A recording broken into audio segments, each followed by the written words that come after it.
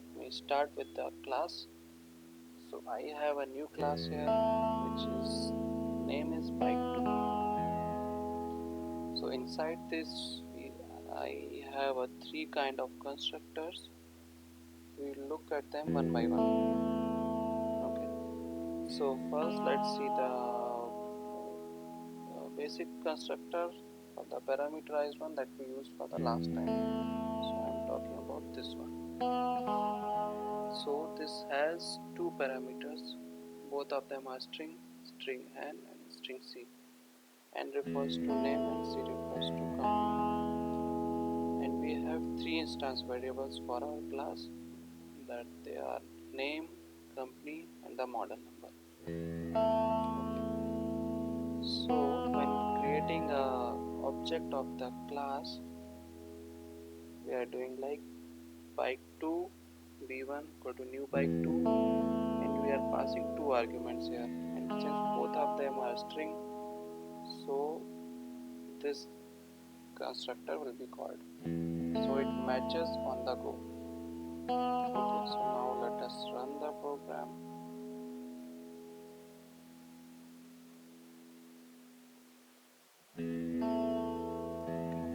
So now we are getting the response output, which is FC, Yamaha and 0.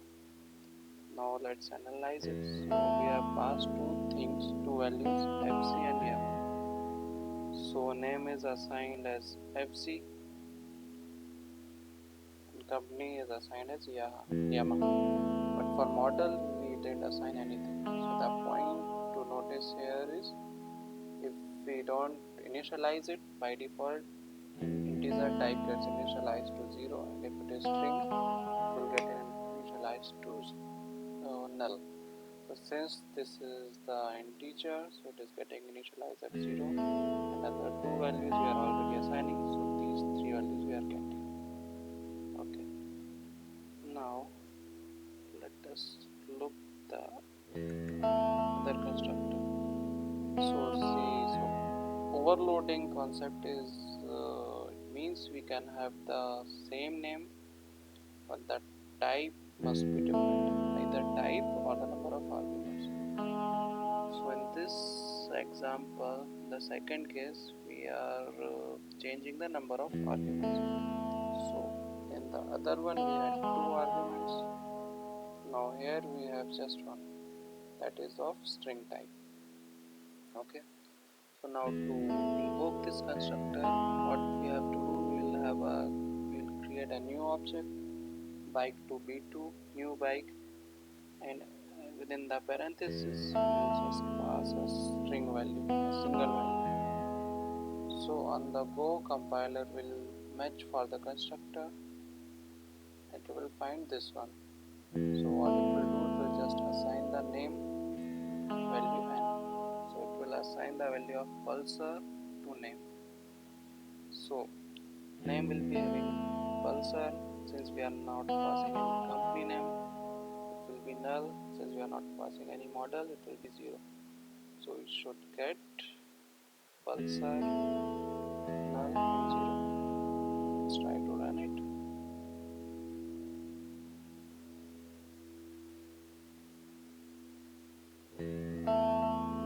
See some error is it? Okay, so the show method need to call with the same object. Let me correct it. So the show method is same as used in the previous example. I just print out the instance variables, name, company and model. Now let's rerun again. Okay, so as expected we are getting the three values, pulsar, null and 0. Okay, now let's take another example. So coming to the third type. Okay, in this case we at first parameter is string and the second one is integer. So to invoke this, while creating an object, we'll have to create the object something like this, bike2 b3 new bike2, and first value we are passing a string, second value we are passing a integer.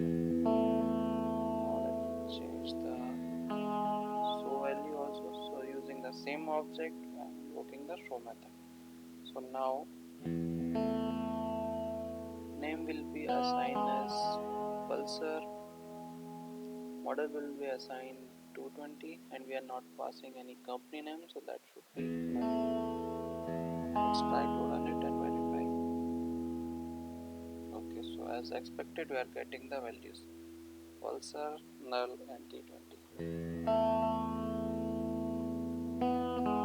Okay guys, so that's all about the constructor overloading.